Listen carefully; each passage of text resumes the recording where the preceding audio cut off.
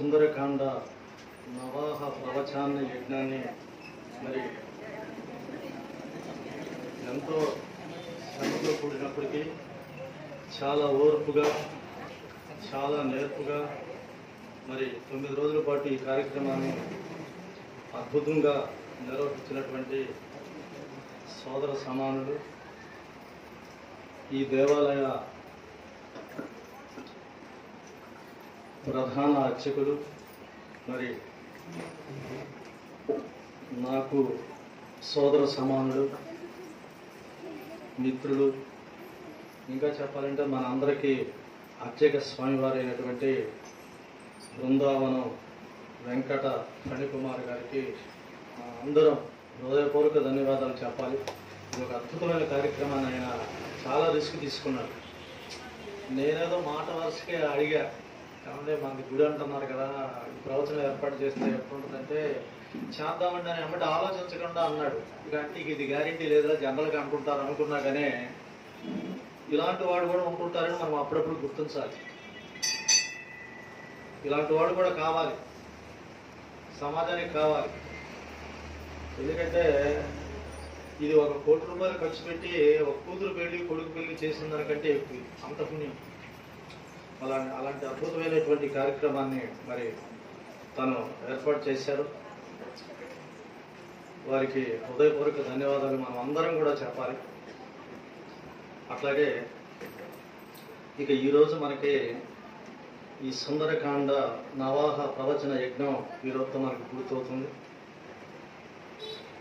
మరి చక్కగా మన గ్రామంలోని ప్రజలెల్లరూ సుఖ సంతోషాలతో ఉండాలని, ఆరోగ్య ఐశ్వర్యాలతో వర్ధిల్లాలని, మరి మన గ్రామాల్లో పాడి పంటలు అభివృద్ధి చెందాలని, అలాగే మన గ్రామంలోని పిల్లలందరూ గొప్ప గొప్ప చదువులు చదవాలని, అలాగే గొప్ప గొప్ప ఉద్యోగాలు చేయాలని, అట్లాగే మన గ్రామాలతో పాటు చుట్టుపక్కల ఉన్న గ్రామాల్లోని ప్రతి వ్యక్తుల్ని, ప్రతి వారిని మనస వాచ కర్మణ వారిని ప్రేమించి వారికి అండగా ఆదర్శంగా ఉండాలని మరి హృదయపూర్వకంగా మనం కోరుకుంటున్నాము. మరి ఇలాంటి మహత్తరమైనటువంటి అవకాశాన్ని మనకు కల్పించినటువంటి అందరికీ హృదయపూర్వక నేను ధన్యవాదాలు చెప్తున్నాను. స్వామివారిని మనసులో మననం చేసుకుని ఈరోజు 9వ రోజు అంటే చివరి రోజు ప్రవచనాన్ని మనం పూర్తి చేసుకున్నాం. ఈరోజు బంధువులారా చెప్పండి, 2 చేతులు జోడించండి. శ్రీ హనుమాన్ జయ హనుమాన్ జయ జయ హనుమాన్, శ్రీ హనుమాన్ జయ హనుమాన్ జయ జయ హనుమాన్, శ్రీ హనుమాన్ జయ హనుమాన్ జయ జయ హనుమాన్, శ్రీ హనుమాన్ జయ హనుమాన్ జయ జయ హనుమాన్, శ్రీ హనుమాన్ జయ హనుమాన్ జయ జయ హనుమాన్.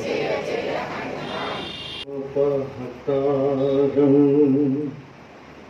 దాతారం సర్వసంపదా లోకాభిరామం శ్రీరామం భూయో భూయో నమామ్యహం. భగవద్ బంధువులారా, మరి నన్న స్వామివారిని మనం ఎక్కడ విడిచిపెట్టి ఎలాగెళ్ళాం గుర్తుందా? Very good, very good, very good. ఇంకా వెరీ గుడ్, వెరీ గుడ్. ఇది ఎక్కడున్నాడు స్వామివారిని అన్న? సభలో ఉండి రావణాసురుని చూశాడు, చూసి మెచ్చుకున్నాడు అన్న.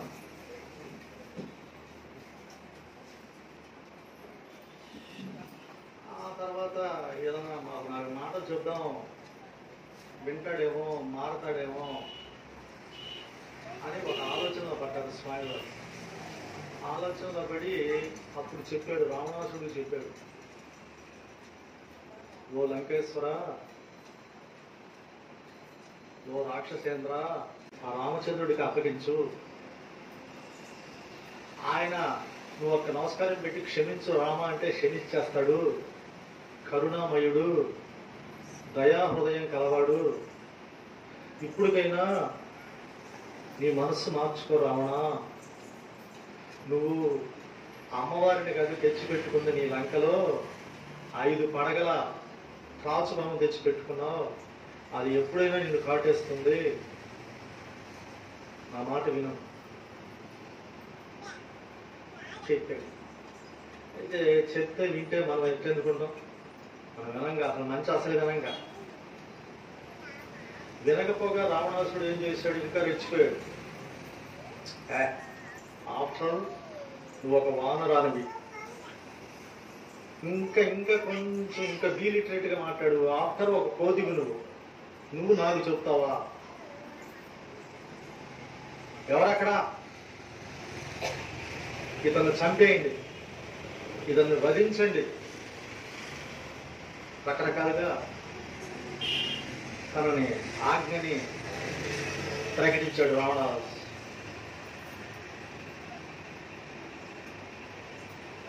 ఇతన్ని చంపండి, ఎందుకంటే ఇతను మన ద్రోహి, మన వాళ్ళందరినీ చంపేశాడు. ఇప్పుడు నాకే నీతులు చెప్తున్నాడు అని రావణాసుడు ఇంకా రెచ్చిపోయాడు. అప్పుడు రావణాసుడికి ఒక ప్రాక్టికల్ ఎగ్జాంపుల్ ఇచ్చాడు స్వామివారు. ఒక ప్రాక్టికల్ ఎగ్జాంపుల్ అంటే ఒక సజీవమైనటువంటి ఒక ఉదాహరణ చెప్పాడు. ఏం చెప్పాడు? ఓ రావణ, నిన్ను ఈ సంకలో పెట్టుకొని 7 సముద్రాలు తిప్పాడే ఎవరు? వాలి. విన్నారా ఎప్పుడన్నా పేరు? ఏ పేరు? గాలి కాదు, వాలి. నిన్ను సంకలో ఎత్తుకొని 7 సముద్రాలు తిప్పాడే వాలి. అతన్ని సింగిల్ యారోతో వధించేశాడు. ఎవరు? నా దేవుడు, నా రాముడు. ఇంకా చెప్పమంటావా? ఒక్క గడియలో, అంటే గడియ అంటే గంట 15 నిమిషాలు, దాన్ని మార్చుకుంటే మన భాషలో. అయ్యా ఇప్పుడు ఎన్ని గడియలు అయింది టైం అంటే ఎవరికి అర్థం కాదు. ఎన్ని గంటలు అయింది, ఎన్ని నిమిషాలు, ఎన్ని సెకండ్లు అంటే అర్థమైంది. అంటే ఒక గడియ అంటే గంట 15 నిమిషాలు అంట, 75 నిమిషాలు. ఈ 75 నిమిషాలలో ఒక్కడే 14,000 మంది నీ సైన్యాన్నంతా వధించాడు నా రాముడు. విను, ఆయన ఏంటో విను, ఆయన శక్తి ఏంటో విను, ఆయన బలం ఏంటో విను. 14,000 మంది రాక్షసుల్ని దండకారణ్యంలో నా రాముడి బాణాల అగ్నికి మసైపోయారు. ఇంకా చెప్పాలంటే మీ కజిన్స్ ఉన్నారే, మీ బ్రదర్స్, ఎవరు? కరుడు, శిరసుడు, దూషణుడు ఉన్నారే, వాళ్ళందరూ కుప్పకూలిపోయారు. ఇప్పటికైనా నీ మనసు మార్చుకో. ఇప్పటికైనా నీ తప్పు తెలుసుకో అని చెప్పాడు. చెబితే విన్నాడా? ఇప్పుడు శ్రీకృష్ణ పరమాత్మ కూడా కురుక్షేత్ర మహాసంగ్రామం జరగబోయేటప్పుడు అనేక సార్లు చెప్పాడుగా. విన్నారా? వినకపోక ఇంకేం చేశాడు? అది తన యొక్క బలహీనత అనుకున్నాడు. ఎవరు? రావణాసుడు ఇలా ఈ ఆంజనేయుడు ఇలా చెబుతున్నాడు, ఏదో చెబుతున్నాడులే అనుకున్నాడు. అప్పుడు ఇంకేం చేశాడు? ఆ సభలో ఉన్న భటువుల్ని పిలిచి ఇతన్ని వధించండి, ఇతడే నాకు నీతులు చెప్తున్నాడా, ఇతడే నాకు పాఠాలు చెప్తాడా అని అన్నాడు. అప్పుడు ఆ రావణ సభలో ఉన్నాడు వాళ్ళ తమ్ముడు, ఎవరైనా? Very good. ఆ విభీషణుడు అన్నాడు, అన్నయ్య, దూతగా వచ్చిన వాడిని చంపకూడదు. ఎందుకంటే ఇప్పుడు ఇక్కడ విషయం తీసుకెళ్ళి అక్కడ చెప్పాలి కదా. ఓ పని చేయి, అతను తోక కట్ చేసి, లేదా గుండు కొట్టించు, లేదా ఒక చేయి తీసి, లేదా వాతలు పెట్టు. రాజముద్రలు ఉంటాయి, ఏదైనా తప్పు చేస్తే ఆ రాజముద్ర బాగా కాల్చి ఈప్ మీద మొహం మీద ముద్రలు వేస్తారు. ఇప్పుడు మనకి ఇద్దరికి పసికళ్ళు వస్తే వేసేవాడుగా ముద్ర ఇక్కడ వేసే మన ఎవరో ఒకరు చూశానే, ఇక్కడ ముద్ర ఉంది పసికళ్ళ ముద్ర అనుకుంటారు. అట్లా వేస్తారు. అట్లా ఇది నువ్వు అన్ని చదువుకున్నవాడు కదా అన్నయ్య, ఇది తప్పు అన్నయ్య, అలా చేయకూడదు అన్నయ్య అని రావణాసుడు యొక్క ఎవరు ఏ తమ్ముడు, ఎన్నో తమ్ముడు, చిన్న తమ్ముడు, పెద్ద తమ్ముడు ప్రమాణం గుర్తుపెట్టుకున్నారు అని చెప్పాడు విభీషణుడు. అప్పుడు కొంచెం ఆలోచనలో పడ్డాడు రావణాసుడు. మరి ఏం చేద్దాం తమ్ముడా, ఇతను ఏం చేద్దాం, నీ ఇష్టం అన్నయ్య. ఎందుకంటే ఏ శాస్త్రంలోనూ రావణాసుడు లాంటి వ్యక్తి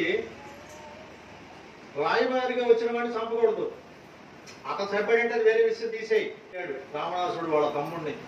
నీ ఇష్టం అన్నయ్య, వాతలు పెట్టు, లేకపోతే కొరడాతో దెబ్బలు కొట్టించు, ఒక చెవి తీసేయి.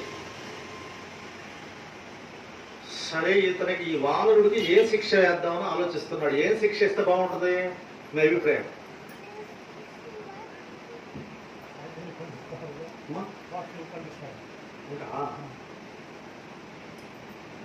చపాతీ కర్రతో కొడతావా? ఇళ్లలో అక్కడట్ట కొడతారు. ఇళ్లలో అంటే చపాతీ కర్రలు అవి ఉంటాయి, అట్ల కర్రలు అవి ఉంటాయి, అక్కడ ఉండవు. మీరు దయచేసి చపాతీ కర్ర పెట్టి కొట్టబాకండి అట్లా చెప్పాలంటే ఆలోచించాడు రావణాసుడు. ఆలోచించి ఏనుగుకి ఏమంటే ఇష్టం, బాగా ఏనుగుకి తొండం అంటే ఇష్టం. అలాగే సింహానికి జూలంటే ఇష్టం, పులికి వెరీ గుడ్ పంజా అంటే ఇష్టం. అలాగే గుర్రానికి ముందు కాళ్ళు అంటే ఇష్టం, గాడిదకి వెనకాళ్ళు అంటే ఇష్టం. అలాగే సర్పానికి, వానరానికి అట్లా తీశాడు. సబ్జెక్ట్ తీసుకున్నాడు, ఆలోచించాడు. మనలాగా ఇంట్లో అప్పడాలు చేసే కర్ర అట్లేసే తీసుకోవాలి. ఇతనికి ఏ శిక్ష వేయాలని ఆలోచించాడు.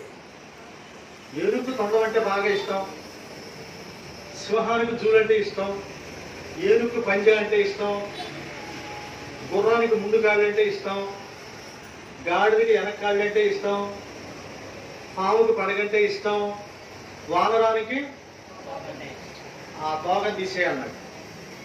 ఆ తోకకి శుభ్రంగా నిప్పు పెట్టి ఇతను వదిలిపెట్టండి, ఇతను ఎవరైతే పంపించారో అతని దగ్గరికి వెళ్ళి మన ప్రభావం ప్రతాపం చెప్తాడు అన్నాడు. ఇంకా ఉంది, ఇక రాజాజ్ఞకి తిరుగులేదుగా. ఎంబటే జీర్ణ వస్త్రాలు తీసుకొచ్చారు. జీర్ణ వస్త్రాలు అంటే ఏంటి? పాత బట్ట ఇళ్లలో ఉంటాయి, పాత బట్టలు. ఆ మొత్తం తీసుకొచ్చి మంచి నువ్వుల నూనెలో ముంచి ఈ తోకకి చుట్టి అగ్గిపుల్ల పెట్టి అంటించారు. తిరుగుతుంది ఆ తోక. అంతలోకే అక్కడ ఉన్న కొంతమంది రాక్షసులు ఈ జరుగుతున్న విషయాన్ని అమ్మవారికి వెళ్ళి చెప్పారు. అమ్మ, నీతో మాట్లాడేదే వానరుడు, అతను తోకకి నిప్పు పెడుతున్నారు తల్లి, కర్రలతో కొడుతున్నారు, రాళ్లతో ఇసిరేసి పడుతున్నారు, చాలా బాధపడుతున్నారమ్మా, ముందు అసలు తోకకి నిప్పు పెట్టబోతున్నారు తల్లి అని చెప్పగానే అమ్మవారు వెంటనే ఏం చేసింది? అగ్నిదేవుని ప్రార్థన చేసింది. ఏం చేసింది? ఇప్పుడు ఇక ఇతనికి తోకకి ఇలా నిప్పు అంటించగానే అసలు అది చాలా చల్లగా ఉందంట. వేసి కొనుక్కుంటే మొహానికి చక్క కొడుతుంటది చల్లగా, అలా ఉందంట. చల్లని గాలులు వస్తున్నాయంట, వెన్న పూసినట్టుగా ఉందంట ఆ తోకకి. ఎమ్మటే ఇతను ఒక బండి ఎక్కించి కాళ్ళతో కట్టేసి వాడలో తిప్పుతున్నారు. ఎందుకు తిప్పుతున్నారు? ఇది రావణాసుడు సాధించిన విజయం. ఈవిడు బందీ అయిపోయాడు మనకి, ఇతనే మన వాడలో తిప్పండి అని రావణాసుడు ఆజ్ఞాగా చేశాడు. అయితే స్వామివారు ఏమనుకున్నాడు? ఇది కూడా ఒక రకంగా మంచిగాను, అసలు ఏంటి ఈ లంక, ఏంటి దీని పరిస్థితి ఏంటి గమనించొచ్చని ఒక ఆలోచనకు వచ్చాడు. ఇంకా ఏం చేశారు వాళ్ళు? రెచ్చిపోయి ఇంకా రాళ్లతో కొడతాం, చేపలతో కొడతాం, చీపులతో ఇసిరేయటం చేస్తుంటే ఇక వారికి బ్లడ్ ప్రెషర్ పెరిగింది. ఏం పెరిగింది? బీపీ పెరిగిందని. ఎమ్మటే ఏం ఆలోచించాడంటే, కుక్క కాటుకు చెప్పు దెబ్బ, నేనేదో వీళ్ళకి అసలు 4 మంచి మాటలు చెబుదాం అనుకుంటే వీళ్ళ పొజిషన్ ఇలా లేదు, వీళ్ళకి బుద్ధి చెప్పాల్సిందని ఏం చేశాడు? ఏ తోకకైతే వాళ్ళు నిప్పు పెట్టారో అదే తోక పట్టుకొని జై శ్రీరామ్ అని ఒక్కసారి పైకి లేచి ఆ లంక పైకంత చూసి నిప్పు పెట్టేసేసాడు ఇళ్ళకి. అది ఏం పెట్టాడు? ఆయన ఏం చేసి రమ్మన్నారు? లంకకి వెళ్ళి ఎవరిని చూసి రమ్మన్నారు? ఈయనేం చేశాడు? ఇది చూసి రమ్మంటే ఈ సామెతలా వచ్చింది. అది కూడా ఎలా ఉన్నాయి అంటే సాక్షాత్తు ఆ పరమేశ్వరుడు త్రిపురాసురుని వధించాడే. విన్నారా త్రిపురాసురుడు అంటే? చెప్పన్నా చూసావా? Very good. అంటే ఎక్కడ కనపడరండి వాడు. అప్పుడప్పుడు ఇళ్లలో మనవాళ్ళే ఆ క్యారెక్టర్ చేస్తూ ఉంటారు కోపాలు వచ్చినప్పుడు. త్రిపురాసుని సంహరించినప్పుడు సాక్షాత్తు ఆ శివుడు ఎలా ఉన్నాడో అలా ఉన్నాడంట. ఆ బంగారం ఎగిరిపోయాడంట. తోక తగ తగ తగ తగ తగ మండుతుందంట. ఆ మంటతో ఉన్న తోకని అంటించేశాడు ఆయన ఇళ్ళకి. ఎలా ఉన్నాడు ఆ స్వామి? ఆయన రూపం ఎలా ఉంది అంటే ఏ మంటలనా వాలముగాల్చిరో ఆ మంటలనే లంకగాల్తునని భీమరూపుడై గర్జన సేజుచు రుద్రరూపుడై మంటల చిమ్ముచు మేడమిటల వనాల భవనాల వెలిగించెను జ్వాలా తోరణాల చూచిరమ్మనినా కాల్చి వచ్చిన ఘన విఖ్యాతి గణించే మారుతి శ్రీ హనుమాను గురుదేవులు నాయద పలికిన సీతా రామ కథ నే పలికద సీతా రామ కథ. ఏ మంట నాకు పెట్టారో అదే మంటతో మంట పెడతా.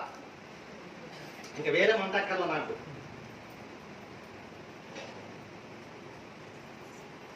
ఏ మంటలనా వాలముగాల్చిరో, వాలమంటే తోక, ఆ మంటలనే లంకగాల్తునని భీమరూపుడై.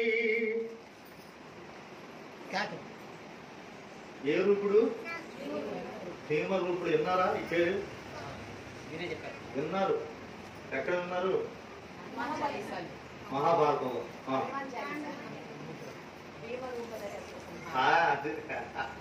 భీమరూప సరి హంస అంటే భీమరూపుడు అంటే సాక్షాత్తు శివుడు.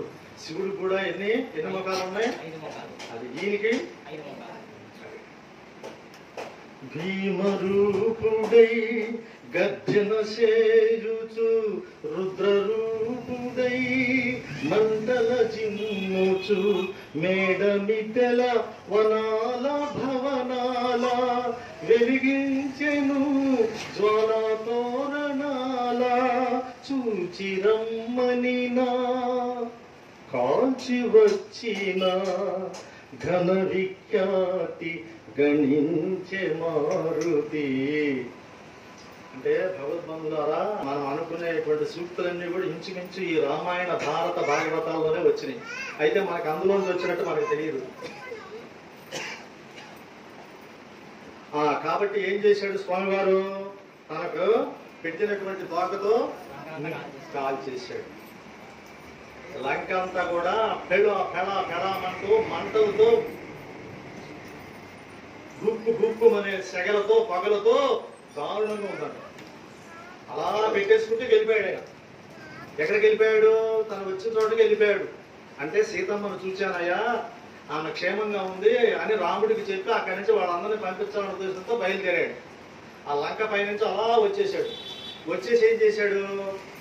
ఆ సముద్రం దగ్గర ఆగి, ఈ తోకకి మంట అలాగే ఉందిగా, ఎందుకు దానికి ఏం చుట్టారు?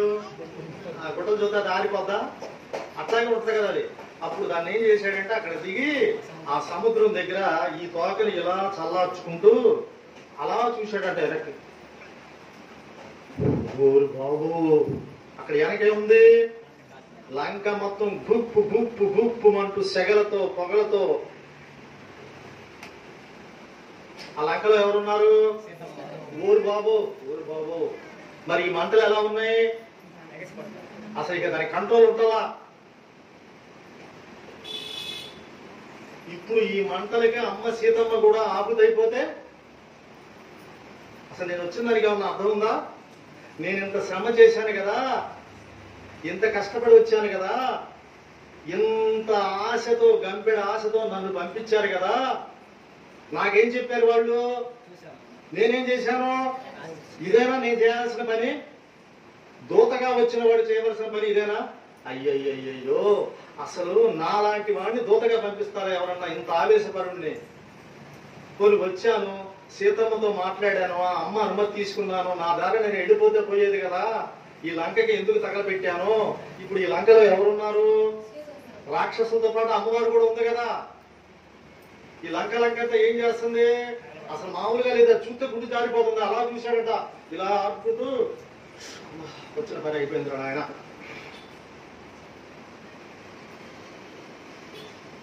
ఫెడం అని రాలిపోతున్నాయంట తాపడాల్లాగా పెద్ద పెద్ద అక్కడ. ఇప్పుడు ఇది ఏం తర్వాత ఇది ఏంటమ్మా? ఈ తలుపు ఏంటగా అది? ఇరువు కదా, అక్కడ మామూలుగా లేదు. ఏ రంకది కాంచనానికి అంత 24 క్యారెక్టర్స్ గోల్డ్ అంట, బెండ్ అంట. అడ్రస్ అడిగి బాకండి ఎక్కడ ఉంటుంది లంక అని, బస్సుకి వెళ్ళొచ్చా, ట్రైన్కి వెళ్ళొచ్చా? కారి ప్రవాహంగా పోతుందంట. అయ్యో ఎంత పని చేశాను రా బాబు, నాలాంటి కోపస్తుడు ఇలాంటి పనులు చేయొచ్చని బాధపడ్డాడంట స్వామి. ఎలా? తన కోపను అలా చల్లార్చుకుంటూ, అమ్మవారికి ఏదన్నా జరిగితే ఇప్పుడు ఏం కావాలి నేను? అసలు నేను వెళ్ళను, ఈ సముద్రంలో పడి చచ్చిపోతాను నేను కూడా, లేకపోతే మళ్ళీ వెనక్కి వెళ్ళి ఆ మంటల్లో దూకుతా. ఇప్పుడు అమ్మవారికి ఏదన్నా జరిగితే ఇప్పుడు ఏంటి? నేను వచ్చి ప్రయోజనం ఏంటి? అక్కడికి వెళ్ళి ప్రయోజనం ఏంటి అని తనలో తాను బాధపడ్డాడంట, తనలో తాను పశ్చాత్తాపడ్డాడంట. అసలు కోపం అనేది అది ఎంతో ప్రమాదకరమైంది. కోపాన్ని మనము పాము కుసుబము విడిచినట్లుగా విడిచేయాలంట. మన చెప్పులు వాకిట్లు విడిచినట్టుగా విడిచి రావాలంట.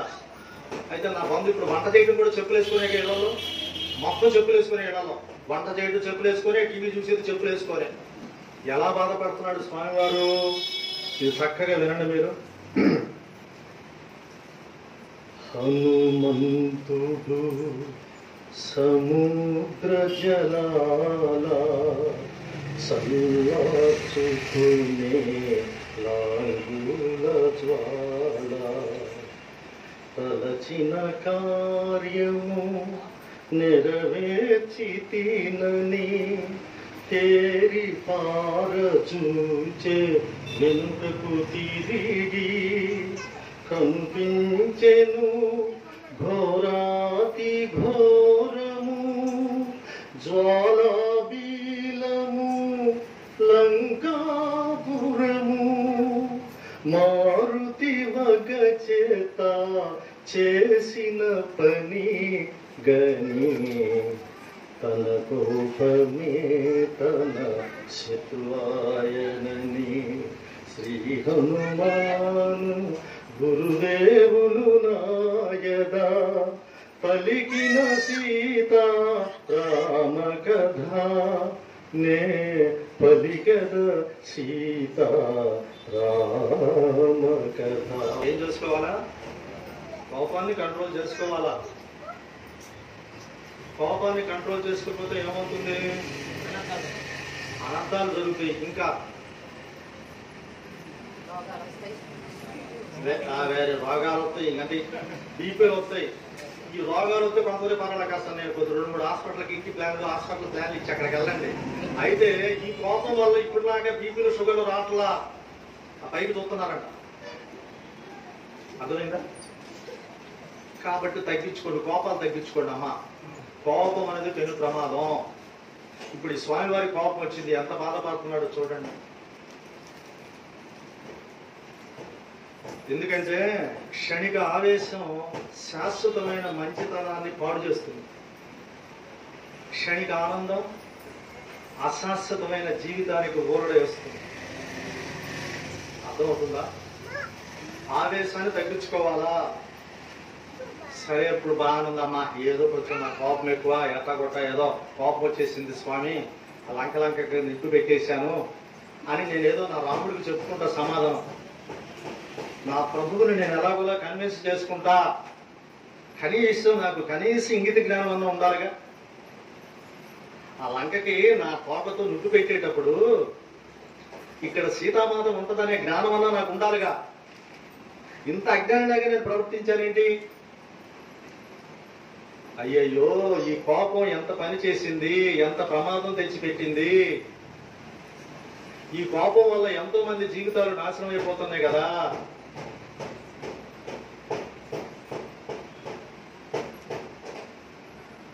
సీతామాత క్షేమము మరచితి, కోపతాపమునా లంక దహించితి, లంకాపురము సర్వము పోగా ఇంకా జానకి మిగిలియుండునా, సిగ్గుమాలిన స్వామి ద్రోహిణి, సీతను చంపిన మహాపాపిని అని మారుతి వగచేత చేసిన పని గని, తన కోపమే తన శత్రువాయనని. రామాయణం చదువుకోండి, హనుమాన్ చాలీస చదువుకోండి, సుందరాకాండ చదువుకోండి. ఇలాంటి గొడవలో ఏదైనా అవకాశం ఉంటే కూర్చొని మంగళవారమో శనివారమో ఆదివారమో చక్కగా సత్సాంగత్యం చేసుకోండి, భజన చేసుకోండి. జనరల్ గా మనం ఇళ్ల ముందు వాయిట్ల ముందు కూర్చొని చేస్తుంటాం భజన. ఎవరు భజన? ఆ పక్కింటోళ్ళు అక్కింటోళ్ళ భజన. ఎందుకు మనకి భజనలు? ఈ భజన చేయండి, స్వామివారి భజన చేయండి. కనీసం ఆలోచించారు. నేనేదో పెద్ద నవవ్యాకరణ పండితుడు అంటారే నన్ను, రామదూత అన్నారే, ఏదో గొప్ప గొప్ప ప్రయోగాలు అన్నారే, ఏమైంది నా బుద్ధి? ఎవరైనా అంత కోపం వస్తే వాడు అవతారం బయటపడింది. కోపం వచ్చినప్పుడే చూడాలి మనిషిని. కనీసం సీతామాత క్షేమము మరచితి, కోపతాపమునా లంక దహించితి, లంకాపురము సర్వము పోగా ఇంకా జానకి బ్రతికియుండునా, సిగ్గుమాలిన స్వామి ద్రోహిణి, సీతను చంపిన మహాపాపినని మారుతి వగచేత చేసిన పని గని, తన కోపమే తన శత్రువాయనని. శ్రీ హనుమాను గురుదేవులు నాయద పలికిన సీతా రామ కథ, నే పలికెద సీతా రామ కథ. రామచంద్ర ప్రభుని ఏదో రకంగా నేను ఆయన కాళ్ళు పట్టుకొని చెబితే అసలు ఈ సంగతి వింటే రాముడు బ్రతుకుంటాడా? ఏ సంగతి విని? సీతమ్మ వారికి ఇలా అగ్ని ప్రమాదం జరిగింది, ఆ ప్రమాదానికి నేనే కారణం, ఆ ప్రమాదానికి నా ఆవేశమే కారణం, నా అజ్ఞానమే కారణం, నా కోపమే కారణం రామచంద్ర ప్రభు అని ఆయన పాదాల మీద పడి చెబితే రాముడు బతుకుతాడా? వాళ్ళ తమ్ముడు ఉన్నాడే ఒక ఆయన, ఎవరైనా ఇంకెవరు వీళ్ళు బతుకుతారా? రాముడికి అత్యంత స్నేహితుడు ఉన్నాడు, క్లోజ్ ఫ్రెండ్.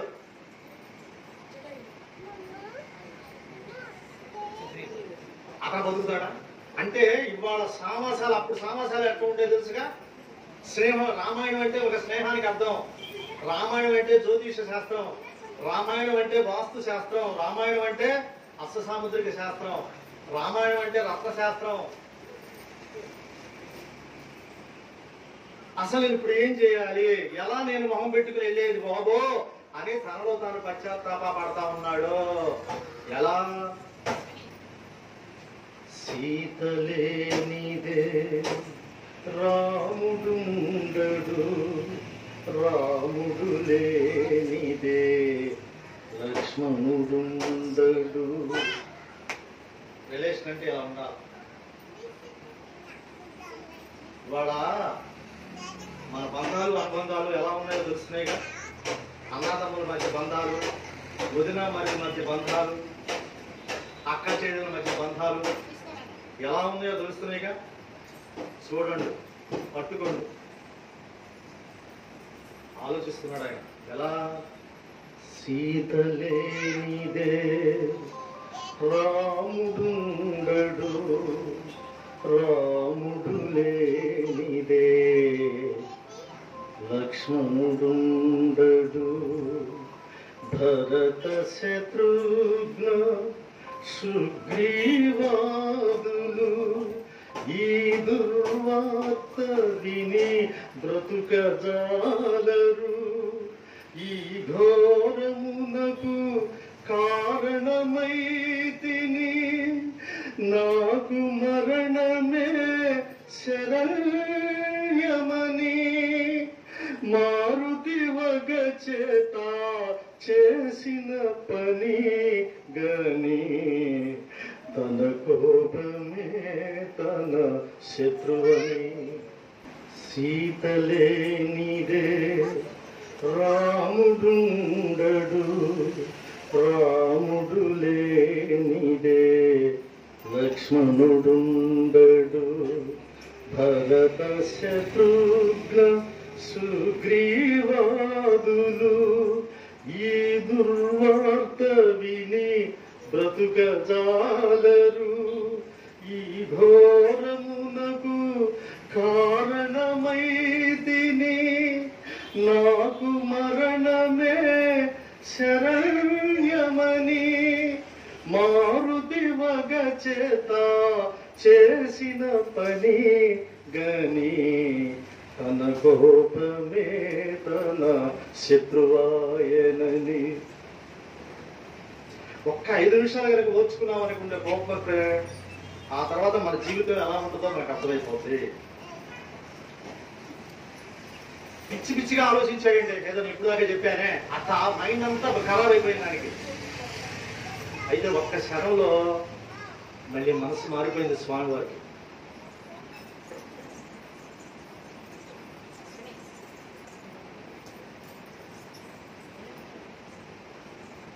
ఒక్క క్షణంలో ఏమైంది? స్వామి వారికి మనసంతా మారిపోయింది. ఏంటి ఏదో ఇందాక కొంచెం అడాబడిగా గొడవగడుకుంటే నేను ఏదో ఆలోచించాను. సీతమ్మ కనుక ఏదన్నా అయితే రాముడు బతకడా? అదేగా అందరేను. నువ్వు రాముడికి ఏదన్నా అయితే లక్ష్మణుడికి ఏదన్నా అయితే శత్రుఘ్నుడికి ఏదన్నా అయితే సుగ్రీవుడు. కొంచెం నన్ను ఆలోచించుకోండి. నాకేదో మైండ్ బాగాలి. ఈ పూట అని ఏం చేశాడు? ఇలా ఉన్న దాని వల్ల ఇలా తిప్పేశాడు. అంటే మైండ్ని తిప్పాడు. తాళం ఇలా వేస్తే ఏమవుతుంది? తాళం పడుతుంది. ఇలా తీస్తే అది. ఇప్పుడు రైట్ వేలో ఉన్నాడు. ఇంతకేంటి నెగిటివ్ థింకింగ్ చేశాడు స్వామి వారు. నెగిటివ్ గా ఆలోచించాడు. ఇప్పుడు రైట్ థింకింగ్. అసలు సీతమ్మని ఆ మంటలు దహించి వేస్తాయి, ఆ మంటలు కాల్చేస్తాయి అని అనుకున్నాం కదా. అసలు సీతమ్మ వారంటే ఎవరు? అమ్మవారంటే ఎవరు? Very good. ఇంకా అగ్ని. అమ్మ అంటే ఎవరు? అలాంటి అగ్ని. ఇంకెవరు అమ్మవారు? అయోనిజ. ఏ నిజ? అవునా కాదా? అలాంటి అగ్నిని, అలాంటి అయోనిజని అసలు ఆయన పక్కన పెట్టవయా. ఎవరు సీతమ్మ అంటే? ఎవరు ఆమె? ఎవరి ప్రియ సతి, ఎవరి ధర్మపత్ని, ఎవరి అర్ధాంగి, ఎవరి సహధర్మచారిణి. మన అలాంటి రామచంద్రుడు ధర్మపత్నిని, అలాంటి అగ్నిని, అలాంటి అయోనిదని ఈ అగ్ని ఏమన్నా చెప్తాడా? ఏందో నా పొంద ఇంత నుంచి మీరు కూడా కనీసం నాకు మాట కూడా చెప్పలేదు. మీరు రైట్ థింకింగ్ లోకి వచ్చాడు. ఇందాక దాకా ఏం చేశాడు?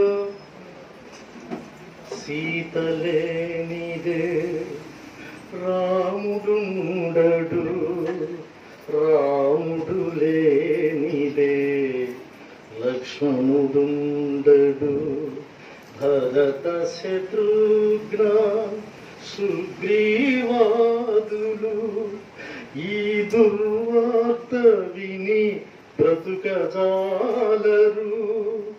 ఈ ఘోరమునకు కారణమైతిని, నాకు మరణమే శరణ్యమని. మారుతి వగ చేత చేసిన పని గని, తన కోపమే తన శత్రువాయనని. సీతమ్మ అంటే ఎవరు?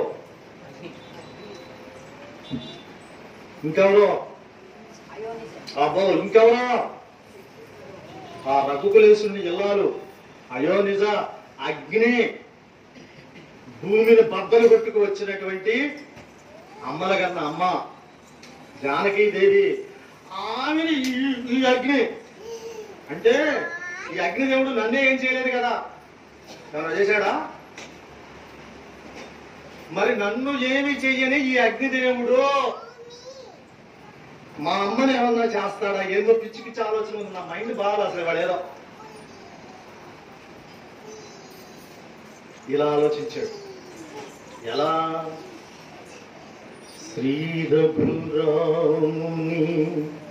ప్రియ సతి సీత అగ్ని వంటి మహాపతివ్రత.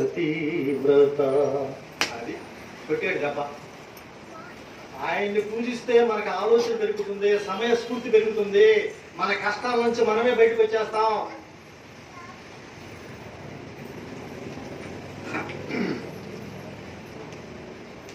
శ్రీ రఘురాముని ప్రియ సతి సీత అగ్ని వంటి మహాపతివ్రత.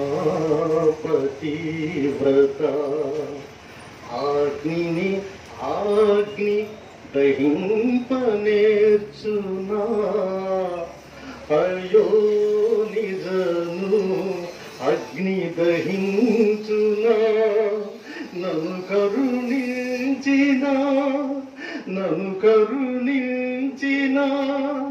అగ్నిదేవుడు సీతను చల్లగా చూడకుండునా అని హనుమంతుడు తలచుచుండగా శుభశకునములు దోచే ప్రీతిగా శ్రీ హనుమాను గురుదేవులు నాయద పలికిన సీతా రామ కథ నే పలికద సీతా రామ కథ.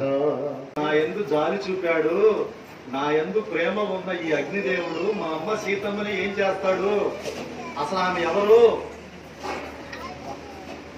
అని విశ్లేషణ చేశాడు.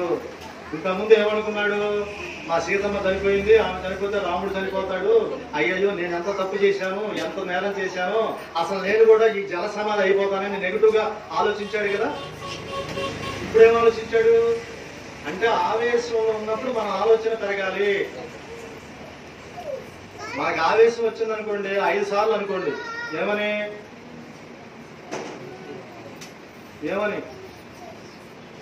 జయ హనుమాన్ జయ హనుమాన్ జయ హనుమాన్ జయ హనుమాన్ జయ హనుమాన్. ఇప్పుడు ఫస్ట్ మనం ఆంజనేయ స్వామి వారికి మనసులో మననం చేస్తున్నాం. ఏమని చేస్తున్నాం? శ్రీ హనుమాన్ జయ హనుమాన్. అది సమర్థ రామదాసు శివాజీకి ఇచ్చాడంట ఆ మంత్రాన్ని. ఆ మంత్రాన్ని తీసుకుని ముస్లిం దేశాల మీద దండయాత్ర చేసి పోత పోసేసాడు. అవన్నీ మంత్రాలు ఆఖరికి ఇట్లా తయారైన ప్రవచనాలకు వచ్చేసిన మంత్రాలు. వినేవాడు లేడు, చెప్పేవాళ్ళు. లేదా రాముడు తలుచుకోండి, శ్రీరామ జయ రామ. ఇంకా చెప్పాలంటే శ్రీరామ రామేతి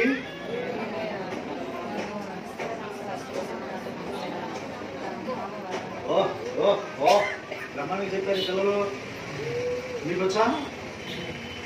అమ్మ వద్దులే, మిమ్మల్ని అడగండి. చక్కగా చెప్పారు ఈ పిల్లలు, బాగా చెప్పారు. అంటే ఇవన్నీ మనం నేర్చుకోవాలి. శ్రీరామ రామ రామేతి అనే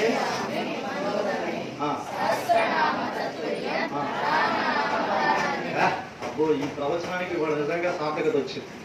అంటే ఇప్పుడు దాని అర్థంలో కలవద్దు, నాకు టైం అయిపోతుంది వాడి పని. శ్రీరఘురాముని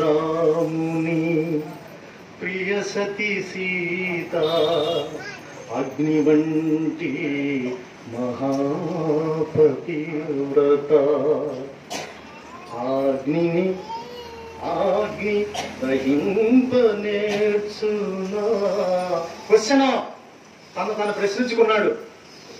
అగ్ని దహింపనేర్చునా అయోనిదను అగ్ని దహించునా నన్ను కరుణించిన అగ్నిదేవుడు సీతను చల్లగా చూడకుండునా అని హనుమంతుడు తలచుచుండగా శుభశకునములు తోచే ప్రీతిగా. ఇట్లా కంగారు పడి గోల గోల గోలగా చేస్తుంటే ఈయన ఆ పైన క్షామంలో వెళ్తూ ఈయన ఆరాటాన్ని చూసి, ఆవేదన చూసి, పశ్చాత్తాపాన్ని చూసి, బాధను చూసి, కంగారును చూసి వాళ్ళు వచ్చారంట. ఏమయ్యా హనుమయ్య, మొత్తానికి నువ్వు వాడివయ్యా, ఏంది ఇంత బాధపడుతున్నాను ఏంటంటే పరిస్థితి ఇలా అంట. లేదు లేదు, నువ్వు ఊహించినట్టుగా లంకలో అన్ని ఇళ్ళు తగలబడిపోయినాయి, కాలి బూడిదైపోయినాయి. అందులో ఒక విభీషణుడి గృహం మాత్రం ఎలాంటి మంటలు అంటుకోలేదు. ఆ విభీషణుడి గృహంలో అమ్మవారు క్షేమంగా ఉంది అని చెప్పారంట. ఇప్పుడు స్వామివారు ఇది విభీషణుడి గృహము, ఇది కుంభకర్ణుడి గృహము, ఇది రావణాసుడి గృహము, ఇది శూర్పణఖి ఇళ్ళు, ఇది వక్రదష్టుడి ఇళ్ళు, ఇది మహోదరుడు ఇళ్ళు, ఇది శివుడు ఇళ్ళు అని వాళ్ళ బోధులు ఉంటాయి. అక్కడికి చూసుకుంటే పెట్టాడా? పెట్లా, పెట్టేసాడు, వెళ్ళిపోయింది ఆ పట్ల. అంటే ఇక్కడ మనం పట్టుకోవాల్సింది ఏదంటే భగవద్బంధులారా, మనం చేసిన పుణ్యమే మనల్ని కాపాడింది. విభీషణుడు ఎవరు భక్తుడు? అది ఇవాళ మీరు టీవీలో నేను చూశాను, లోయలో పడిపోయిందంట బస్సు. రాత్రి ఏమన్నా 18 మంది చనిపోయారని చెప్పాడు, పొద్దున్న న్యూస్లో 26 మంది చనిపోయారు. ఇంకా సీనియర్ ఇండస్ట్రీతో హాస్పిటల్కి వెళ్ళాడని చెప్పాడు. లోయలో పడిపోయింది బస్సు. ఆ బస్సులో 50 మంది ఉన్నారట. వాళ్ళు ఇచ్చిన లిస్ట్ ఏంటంటే 10 మందికి ఏ గాయాలు అవలా, 26 మంది చనిపోయారు, 10 మందికి గాయాలంటే అసలు 10 మందికి ఏం జరగల. ఎందుకని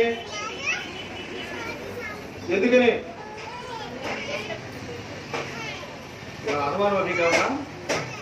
వాళ్ళు చేసిన పుణ్యం అమ్మా. అప్పుడు ఆ చారుడులు చెప్పంగానే స్వామివారు ఎంతో ఆనందపడ్డాడంట, ఎంతో సంతోషపడ్డాడంట. అయితే ఆయనకి డౌట్ వచ్చింది. వెంటనే వెనక్కి అశోకవనంలోకి విభీషణుడు ఇంటి దగ్గరికి వెళితే అక్కడ అమ్మవారు కూర్చున్నాం. అప్పుడు ఆ తల్లికి నమస్కారం చేసుకుని మళ్ళీ బయలుదేరాడు. అంటే ఏంటి? ఏమండి నాకేంటి లాభం ప్రవచనం వింటే? ఆ ప్రవచనానికి చందా ఇస్తే నాకేంటి లాభం? ప్రసాదం చేపిస్తే నాకేంటి లాభం? నేనే మంచి నేతి పూజలు చేసుకుని నేను మా ఆయన పిల్లలు తింటే పోతుగా. ఈ చెత్త ప్రశ్నలు వేసుకోబాకండి. ఇది పూర్వజన్మ సుకృతం. మీ కళ్ళ ముందే టీవీ పెట్టండి, ఇంటికి వెళ్ళి చూసా. ఇవాళ రోజు అలాంటి వస్తుంటే మనకి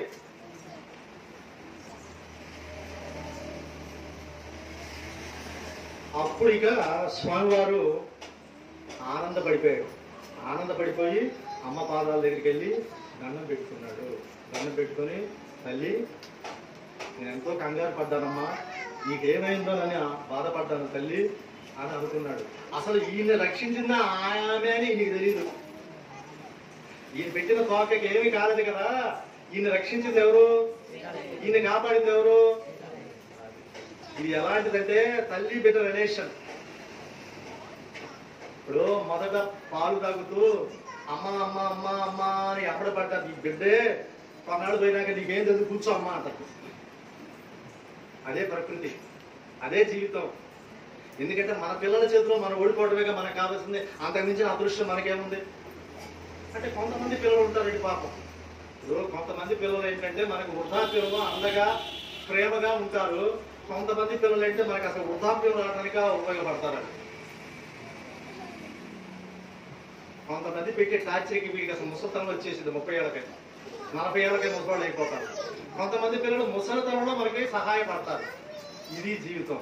అప్పుడు స్వామివారు వెళ్ళాడు, అమ్మ దగ్గరికి వెళ్ళాడు, చక్కగా అమ్మ పాదాలకి దండం పెట్టాడు. దండం పెట్టి వెళ్ళొస్తానమ్మా అన్నాడు. వెళ్దామంది. ఇక టక టక టక టక స్టార్ట్ చేశాడు.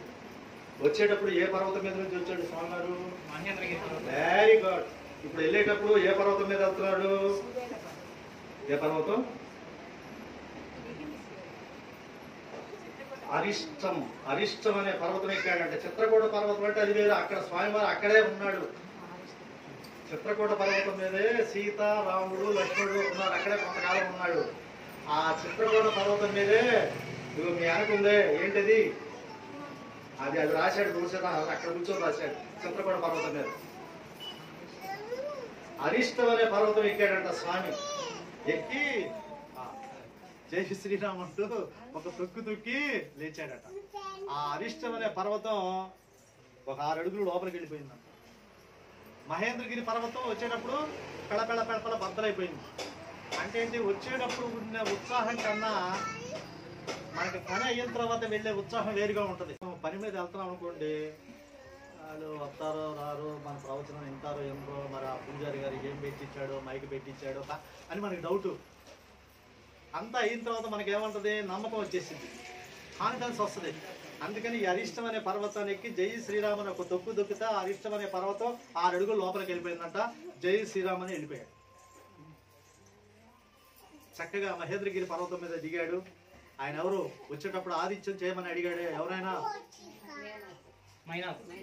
అదే గుర్తుపెట్టి బాబా, మంచి జ్ఞాపకశక్తి అమ్మా ఇది, చక్కగా వెరీ గుడ్. మైనాక పర్వతుడికి ఏమని చెప్పాడు?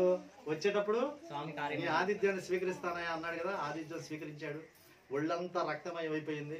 ఆ మహేంద్రగిరి పర్వతం మీద కాస్త చక్కగా స్నానాలు ఆచరించాడు. ఎమ్మటే జై శ్రీరామ్ అంటూ చూచాను సీతను శీలవతి అయి సజీవుగా ఉన్న సీతమ్మను చూచానని అరిచాడంట. అంటే ఒక మాట మన ప్రాణాన్ని తీసేస్తుంది. ముందుది వెనకది ముందు పెట్టామనుకుని అయిపోతుంది. సీతమ్మను అనే లోపల చూచాడో చూడలేదు. అందుకని ఏం చేశాడు, ముందు పెట్టాడు. ఏం పెట్టాడు? చూచాను సీతమ్మని. ఏమండో మీ ఆయన పేటేరులో అక్కడ అంకమ్మ చెట్టు దగ్గర మామిడికాయలు కొట్టలాడు. మామిడికాయలు ఏమైంది వచ్చిందిరా? చూచానమ్మా. ఒరే దరిద్రుడు, ఆ మాట ముందు చెప్పి సావచ్చు కదరా. అలా చూడ, అసలు నాకు బీపీ షుగరు, ఈ ఎండలకి అసలు పని చేయటల్లా. ఆ మాట ముందు చెప్పి సావచ్చుగా. ఏమంటే సీతం పిన్ని గారు, మీ ఆయన ఓటంలో కోర్టు ముందు ఏమైందిరా? మామిడికాయలు పడుతున్నానమ్మా గారవా నాయన సంపదాకరా, ముందు చెప్పి సావచ్చు కదరా. అంటే మనకి ఇట్లా బీపీలు పెంచే బ్యాచ్ ఉంటుంది కొంతమంది బ్యాచ్. కానీ ఈ బంగారు తండ్రి ఏమని చెప్పాడు? చూచాను సీతమ్మను శీలవతి అయి సజీవుగా ఉన్న సీతమ్మను చూచాను. అప్పుడు ఈయన కోసం ఎదురు చూస్తున్నారు. ఎవరు? వానర యోధులు, బల్లూక యోధులు, అర్థం కాట్లా, గోముంచు యోధులు, వీళ్ళందరూ ఎదురు చూస్తున్నారు. ఎప్పుడైతే స్వామివారు ఒక సింహ గర్జన చేసుకుంటూ శీలవతి అయి సజీవుగా ఉన్న సీతమ్మను చూచాను అరంగలే ఈ బ్యాచ్ మొత్తం ఆ చెట్లెక్కి ఆ చెట్లు కొమ్మలు ఎరగదీసి మనకి మినిస్టర్ గారు, ఎమ్మెల్యే గారు వస్తుంటే జెండాలు ఊపుతున్నట్టుగా ఆంజనేయుడికి జై హనుమాన్, జై హనుమాన్, వీర హనుమాన్ అని స్వాగతం పలుకుతున్నారు. అక్కడికి వచ్చాడు. అసలైన వాళ్ళు ఎక్కడ ఉన్నారా బాబు వీళ్ళేరే అంటే, ఇప్పుడు మీరు చెప్పారు ఇంత. అప్పుడు వీళ్ళందరూ ఎదురు చూస్తున్నారంట. ఎలా ఎదురు చూస్తున్నాడు? హనుమంతుడి కోసం ఎదురు చూస్తూ ఉన్నాడు. ఇప్పుడు మనకి బాగా కావలసిన వాళ్ళు, మనకు బాగా అయిన వాళ్ళు హాస్పిటల్లో ఇన్సెంటివ్ కేర్లో ఉన్నారనుకోండి, ఆ డాక్టర్లు నలుగురు వాళ్ళు క్రియేట్ చేస్తూ ఉంటారు, సీన్ క్రియేట్ చేస్తూ ఉంటారు, తెలుసుగా అడావుడు చేస్తూ ఉంటారు. మనకేంటి లోపల పరిస్థితి ఎలా ఉందా అనే భయం. ఎలా ఉందయా, ఎలా ఉందయా, ఎలా ఉందయా అని అంటుంటారు. అట్లాగే ఈ హనుమంతుడిని చూడంగానే రాముడికి, లక్ష్మణుడికి, శుగ్రీవుడికి అక్కడున్న కొన్ని వందల మంది వానర యోధులకు అందరికీ గుండె గుబేలు మందంట. ఏం చెప్తాడో, ఏమంటాడో, అసలు ఏం జరిగింది అని ఇలా వచ్చి నుంచున్నాడట. అప్పుడు ఈ వానర యోధులందరూ కూడా ఈ హనుమంతుడిని అలా ముందుకు నెట్టారు. రాముడి దగ్గరికి నెట్టాడు. రాముడు అలా కూర్చొని ఉన్నాడు, ఏం చెప్తాడు అని. అప్పుడు రామచంద్రుడి దగ్గరికి వెళ్ళి, ఇక మాటలు లేవు, ఏం లేవు, చేతలు లేవు, ఏమి లేవు. వెళ్తున్నలో ఏం చేశాడు, ఇలా తీసి అమ్మవారు ఏమిచ్చింది, ఆ చూడమణిని ఆయనకి ఇచ్చాడు. సీతను పొందినట్టుగా పొందాడంట. అంటే హనుమంతుడు చూడమణిని ఇచ్చినట్లు కాకుండా ఆ సీతమ్మ తల్లినే రాముడికి ఇచ్చినట్టు ఇచ్చాడంట. ఇలా చూశాడంట ఆ చూడమణిని. బళబళ బళబళ కళ్ళమంటే నీడు దాన్ని. ఆ చూడమణిని వాళ్ళ నాన్నగారు తయారు చేసి కోడలికి కష్టంగా ఇచ్చారంట, చేపించి. ఆ చూడమణిని ఇంద్రుడు ఇచ్చాడంట దశరథుడికి. ఆ మణి సముద్రంలో ఉంటుందంట. అది పెళ్లి రోజు అలంకరించారంట వాళ్ళకి. పెళ్లి రోజు అలంకరించుకుందంట ఆమె. అది చూడంగానే రాముడికి గుర్తొచ్చేసింది. హనుమా, ఎలా ఉంది నా సీత, ఎలా ఉంది నా బంగారు తల్లి, ఏం చెప్పింది? ఈ రాముడిని గుర్తుపెట్టుకుందని అడిగాడంట. ఇంత అసమర్థుణ్ణి, ఇంత చేతగాని వాడిని, 10 మాసాలైంది కదా, కనీసం అంతవరకు ఆమె ముఖం కూడా చూడలేకపోయాను. హనుమా, ఎలా ఉంది నా సీత, ఏం చేస్తుంది, ఏం చెప్పింది నీకు అని అడిగాడు. ఎలా కరెంట్ బహుశా రాదేక వినపడుతుందా?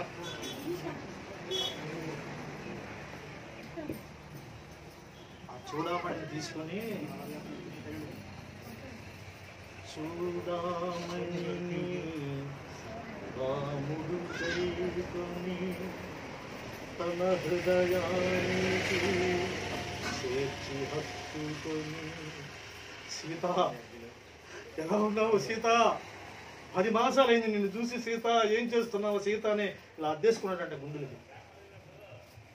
చూడమణిని రాముడు కైకొని తన హృదయానికి చేర్చి హత్తుకొని, మాటలు రాని ఆనందముతో అశ్రులు నిండిన నయనాలతో హనుమా హనుమా సీతను ఎట్లుగాంచితివి, ఎట్లున్నది సీత, ఏమి తెలిపినది అని పలికిన శ్రీ రామచంద్రునకు మారుతి తెల్పే తన లంకాయా.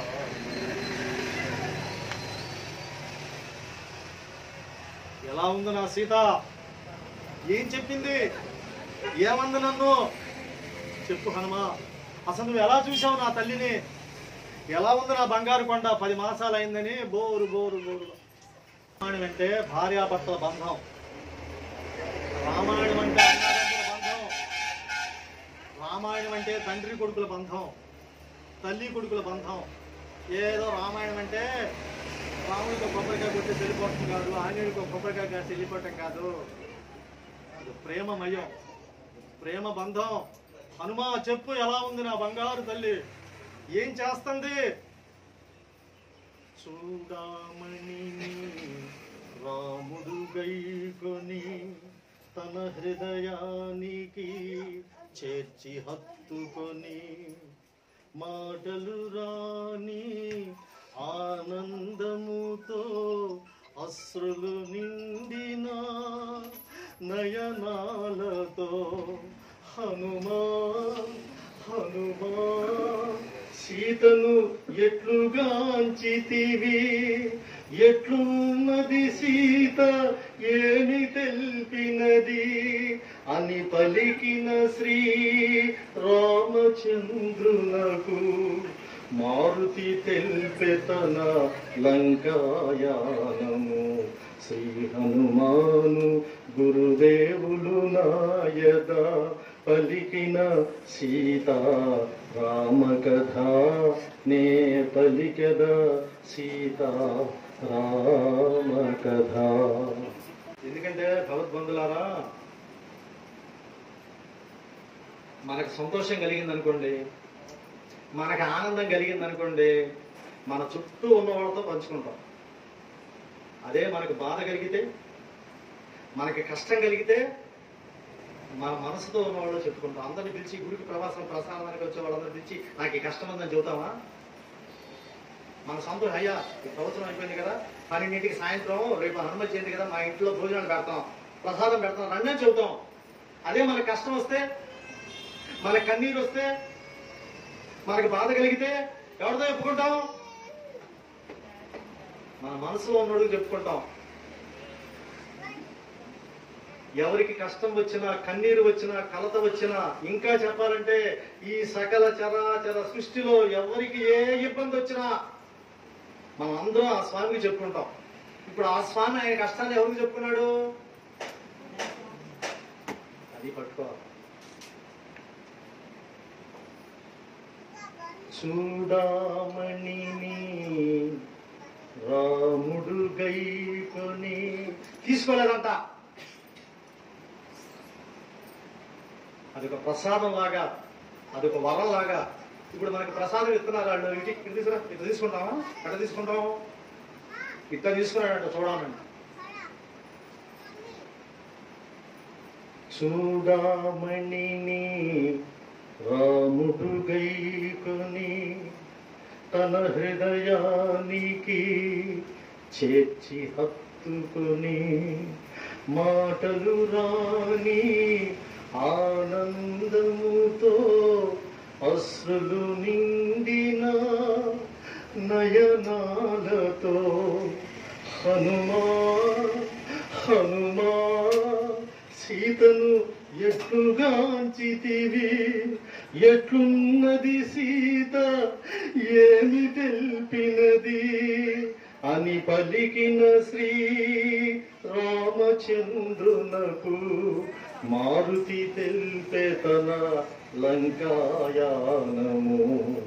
ఇది భక్తి అంటే, ఇది సేవ అంటే, ఇది శ్రద్ధ అంటే. అప్పుడు చదువుతున్నాడు, ఏం చదువుతున్నాడు? నువ్వెంత ఆవేదన చెందుతున్నావు ఓ రామా, నిన్ను బాధపడద్దంది, నిన్ను కన్నీరు పెట్టుకోవద్దంది, నిన్ను కడుపు నిండా భోంచేయమని చెప్పింది ఫస్ట్ నాకు చెప్పింది. అసలు ఆమెకి నీ ధ్యాసే, నీ శ్వాసే, నీ గురించే, ఇక వేరే ఆలోచన లేదు. నీ క్షేమ సమాచారం అడిగింది, నీ తమ్ముడు లక్ష్మణుని అడిగింది, భరతుని అడిగింది, అదిగో వానర రాజు నీ స్నేహితుడు, నీ చెలికాడు సుగ్రీవుని గురించి అడిగింది, మీ అమ్మల గురించి అడిగింది, అందరికీ క్షేమ సమాచారం చెప్పమంది, తను క్షేమంగా ఉందని చెప్పమంది అని చెప్పాడు ఆయన. అంటే మనం ఒక మాట మాట్లాడితే ఎదట వాళ్ళకి ధైర్యం ఉండాలండి. మనం మాట్లాడితే ఆయన గుండె ఆయన మాట్లాడాడు.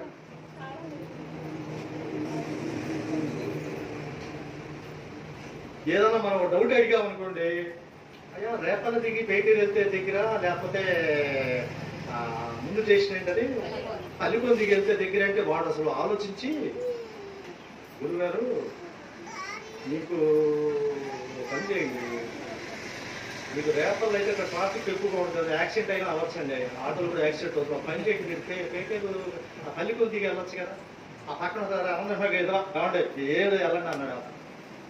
అంటే ఎవరన్నా సలహా అడిగితే ఇదే సాగు. అందుకని మనం ఎవరిని బట్టి ఆ సలహా అడగకూడదు. వాడు ఏదేదో చెప్పేస్తాడు. ఇప్పుడు ఒక సలహా చెప్పాలంటే వాడికి ఒక క్వాలిఫికేషన్ ఉండాలి, తెలుసా మీకు? ఇప్పుడు డాక్టర్ ఇంజక్షన్ చేయాలంటే క్వాలిఫికేషన్ ఉండాలిగా, అలాగే ఏదైనా సలహా చెప్పాలంటే క్వాలిఫికేషన్ ఉండాలి. ఇప్పుడు కోర్సులు వచ్చినాయి. అందుకని హనుమంతుడు సీతమ్మకి చెప్తున్నాడు, ఇంకో 5 minutes అయిపోవచ్చేసారు, 5 minutes. చక్కగా రాముడి యొక్క ఆనందాన్ని, రాముడి యొక్క బాధని, రాముడు కన్నీళ్ళు చూసిన హనుమంతుడు కరిగిపోయాడండి. అప్పుడు చదువుతున్నాడు స్వామివారు ఆ నారాయణమూర్తికి, ఆ నరుడే నారాయణుడుగా, అర్థం కాట్లా, ఆ నారాయణుడే నరుడుగా, కౌశల్యాసుతుడుగా, దశరథ నందనుడుగా వచ్చాడే శ్రీరామచంద్రుడికి ధైర్యం చెప్తున్నాడు. ఎవరు చెబుతున్నారు? నిన్నెవరు చెప్పాడు ధైర్యం? ఇప్పుడు ఎవరు చదువుతున్నాడు? ఆయన పైన అదే. అభయాంజనేయుడు, దాసాంజనేయుడు, ప్రసన్నాంజనేయుడు అలా చిటికెత్తి వచ్చేస్తాడు. ఎలా చెప్తున్నాడు? నిరతము నిన్నే తలచుచున్నది. ఏంటి స్వామి అలా కన్నీళ్ళు పెట్టుకున్నావు? ఏంటి తండ్రి అలా బాధపడుతున్నావు? ఏమయ్యా రామచంద్రయ్య ప్రభు, ఎందుకు అలా బాధపడుతున్నావు? ఎందుకలా నీరు గారిపోయావు? ఎందుకలా నీరసించిపోయావు? ఎందుకలా తలడిల్లిపోతున్నావు? నిరతము నిన్నే తలచుచున్నది, క్షణమొక యుగముగా గడుపుచున్నది. 2 నెలల గడువు తీరకమునుపే వేగమే వచ్చి కాపాడుమన్నది. రామలక్ష్మణ సుగ్రీవాదులకు సీతక్షేమమని తెలుపమన్నది అని మారుతి తన లంకాయానమును రామచంద్రునకు విన్నవించెను. ఎంతమందికి ఇప్పుడు ఆన్సర్ చేశాడండి ఆయన? ఎంతమందిని ఫేస్ చేశాడండి? ఎంతమందికి సమాధానం చెప్పాడండి?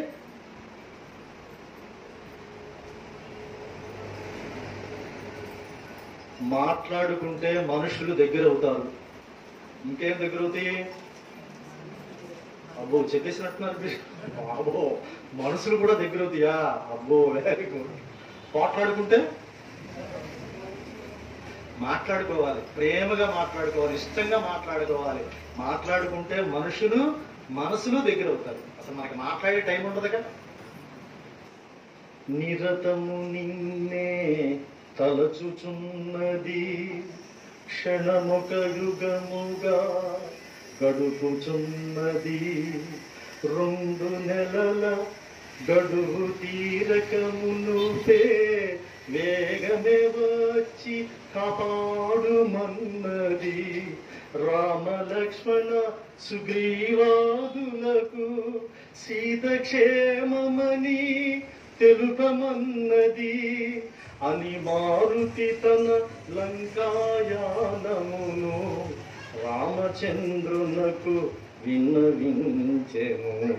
శ్రీ హనుమాను గురుదేవులు నాయద పలికిన సీతా రామ కథ నే పలికద సీతా రామ కథ. చిన్నపిల్లడైపోయాడంతమైన, ఎందుకంటే బాగుంటది కదా ఆయన కూడా, అసలు కంట్రోల్ లేడంట. హనుమా ఈ చూడమణిని వాళ్ళ అమ్మగారు ఆమెకి తలలో అలంకరిస్తే మా మామగారు ఎవరు? జగన్ మామయ్య, జనకుడయ్యా, జనకుడు మా మామగారు ఆమెను తీసుకొచ్చి నా చేతుల్లో పెట్టాడు, అప్పగించాడు. నాకు సారీ అప్పగించాడు. ఏమని చెప్పి అప్పగించాడు? ఇప్పుడు మన పిల్లల్ని అప్పగిస్తాంగా అప్పగింతల రోజు. అయితే ఇక్కడ పెళ్లి అంటే ఏంటంటే మనకి ఏంటంటే అల్లమును చిలకర నెత్తి మీద పెడితే పెళ్లి అయినట్టు, మాంగళం కడితే పెళ్లి అయినట్టు, మనకి రకరకాలుగా మన ఆచారాలను బట్టి ఉంటాయి. ఆ రోజుల్లో పెళ్లి అవటం అంటే ఇట్లా చేతుల్లో నీళ్లు జలం వదిలితే పెళ్లి అయిపోయినట్టేనట. హనుమా మా మాంగారు నాకు చెప్పాడు, జాగ్రత్తలు కూడా చెప్పాడు. ఏమయ్యా ఓ రామయ్య, ఓ కౌశల్య సుధా, నా తల్లి నా బంగారు కొండ, అసలు బయట ప్రపంచమే తెలియదు ఈ తల్లికి, నీ చేతిలో పెడతానా, ఇక నీతో నీడలాగా ఉంటది, నీతోనే చచ్చిపోద్ది, నువ్వు ఎక్కడుంటే అక్కడ ఉంటది, నిన్ను విడిచిపెట్టదు. అలాంటి పిచ్చి తల్లి నా బిడ్డ, ఈమెను నువ్వు జాగ్రత్తగా చూసుకో అని చెప్పి నాకు అప్పగించాడు. ఆయనే కదగా మనం కూడా అంతేగా, మన ఆడపిల్లలు కూడా నీ సోదరుడితో చేసుకోవాలని అప్పచెప్పం కదా మనం. అది గుర్తొచ్చింది రాముడికి. ఓన్లీ ఇంకో 2 minutes లో కంప్లీట్ చేద్దాం. అలా అప్పచెప్పాడు మా మామగారు జనకుడు. నేనేం చేశాను? పోగొట్టుకున్నా, నిర్లక్ష్యంతో వెళ్ళిపో, నా బంగారు తల్లి నాకు దూరం అయిపోయింది. మా మామగారు జాగ్రత్తగా చూడవయ్యా అన్నాడు. ఎందుకు చూడమన్నాడు? నన్ను ఏమనుకున్నాడు? నేను వీరుణ్ణి అనుకున్నాడు, విచ్ఛావంతుడు అనుకున్నాడు. ఎందుకంటే శివధనుసు వచ్చిన నన్ను సీత క్షణంలో వరించిందంట. శివధనుసు ఉంచాడు. ఈ సింహబలుడిని ముచ్చట పెడింది నా మీద. ఆశపడి పెళ్లి చేసుకుందే నేనేం చేశాను? ఆ రావణాసుడి పాలు చేశా. ఎంత బాధపడతా ఉన్నారు మా మాంగారు. ఏం చెప్పాడు నాకు? జాగ్రత్త. కౌసల్యాసుత ఇదిగో సీత అప్పచెప్పాడు. కౌసల్యాసుత ఇదిగో సీత నా సుత సీత ఇక నీ సతి సీత నీ జతగూడిన భాగ్యదేవత నిందెడబాయని మహాపతివ్రత పాణిగ్రహణము గావింపుమా అర్ధాంగిగా ప్రతిగ్రహింపుమా అనుచు జనకుడు ధర్మయుక్తముగా రాముని చేతిలో జలము వదలెను. శ్రీ హనుమాను గురుదేవుడు నాయద పలికిన సీతా రామ కథ నే పలికదా సీతా రామ కథ. ఈ సుందరాకాండ నవహ ప్రవచనాన్ని మరి సోదర సమానులు మరి గౌరవనీయులు ఈ ప్రసన్నాంజనేయ స్వామి అర్చక స్వామి వారి అయినటువంటి బృందావనం వెంకట ఫణి కుమార్.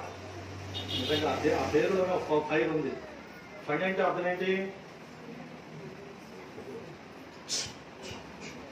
ఏంటిది? అనగా తాచుపాము నీరసంగా అంతదా ఫైర్. ఆ ఫణి వెంకట ఫణి. కుమార్ అంటే ఎవరు? ఓ పరిగెడుతున్నాడు, పిచ్చి పరుగు పెరుగుతున్నాడు అంటే చెమటలో పోసిపోతున్న మనిషి అంటే ఆ ఆంజనేయులు భక్తులు ఆ ఉత్సాహం ఉండాలి.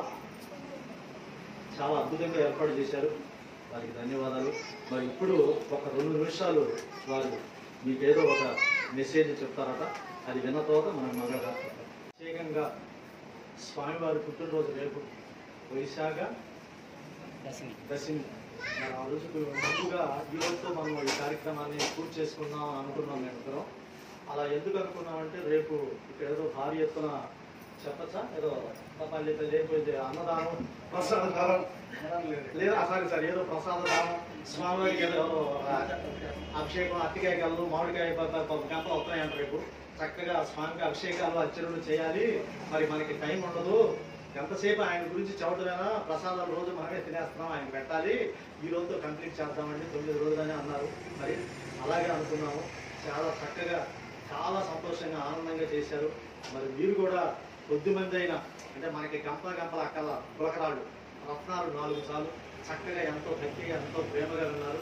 మరి ఈ 9 రోజుల కార్యక్రమాన్ని దివ్యంగా చక్కగా సంతోషంగా మరి ఆ ప్రసన్నాంజనేయ స్వామి వారి అనుగ్రహంతో మరి సౌర సమానులు అర్చక స్వామి వారి యొక్క ప్రోత్సాహంతో మీ అందరి సహాయ సహకారాలతో ఈ రోజు కార్యక్రమాన్ని మనం పూర్తి చేసుకున్నాం. గౌరవ బంధువులారా, ఇలాంటి కార్యక్రమాలు ఎక్కడైతే రామాలయం ఉంటుందో, ఏ ఊళ్ళో అయితే శివాలయం ఉంటుందో, ఏ ఊళ్ళో అయితే అమ్మవారి గుడి ఉంటుందో అన్ని దేవాలయాల్లో ఇలాంటి కార్యక్రమాలు మనం చేసుకుంటే మనలో ఎంతో మార్పు వస్తుంది. మన గ్రామాల్లో పాడి పంటలు పండుతాయి.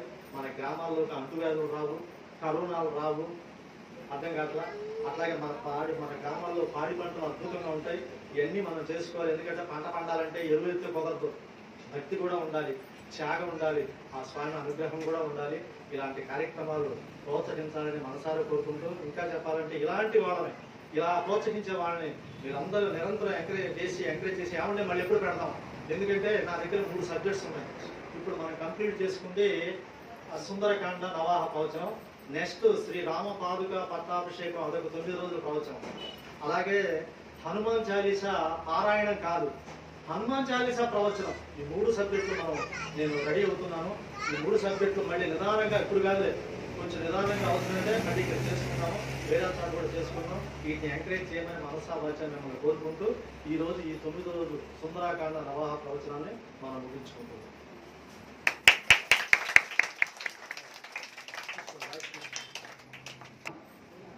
మొట్టమొదటిగా నా ఆరాధ్య దైవమైన శ్రీ ప్రసన్నాంజనేయ స్వామి వారికి శతసహస్ర వందనాలు తెలియజేసుకుంటూ ఈ కార్యక్రమానికి నన్ను ప్రోత్సహించి మన దేవాలయంలో ఈ సుందరకాండ ప్రవచన యజ్ఞాన్ని నిర్వహిస్తే చాలా బాగుంటుంది, మీ దేవాలయానికి కూడా మంచి పేరు వస్తుంది అని నన్ను ప్రోత్సహించిన గౌరవనీయులు అత్తికట్ల వెంకటేశ్వరరావు గారికి కూడా నా హృదయపూర్వక కృతజ్ఞతాబంధనాలు తెలియజేసుకుంటున్నాను. అలాగే ఈ కార్యక్రమంలో నా సహకరించినటువంటి దేవస్థానం ఈ ఆంజనేయ స్వామి దేవాలయం నిర్మాణదాతలైన కీర్తిశేషుడు బొలిశెట్టి రాధాకృష్ణమూర్తి గారి కుమారుడు బొలిశెట్టి శ్రీనివాస్ గారు, బొలిశెట్టి ప్రసాద్ గారు, వారి సహకారం మరువలేంది. అదేవిధంగా ఈ దేవాలయం మేనేజ్మెంట్ కొలుసు నారాయణ గారికి కూడా నా హృదయపూర్వక కృతజ్ఞతలు తెలియజేసుకుంటున్నాను. ఈ కార్యక్రమానికి దినదిన ప్రవర్ధమానంగా ఇచ్చేసిన భక్త మహాశయులందరికీ కూడా నా కృతజ్ఞతాభివందనాలు తెలియజేసుకుంటున్నాను. ఇటువంటి మంచి కార్యక్రమాలకు ముందు కూడా మరెన్నో చేయాలని, ఆ సంకల్పానికి మీ అందరి సహకారం కావాలని కోరుకుంటూ నేను సెలవు తీసుకుంటున్నాను.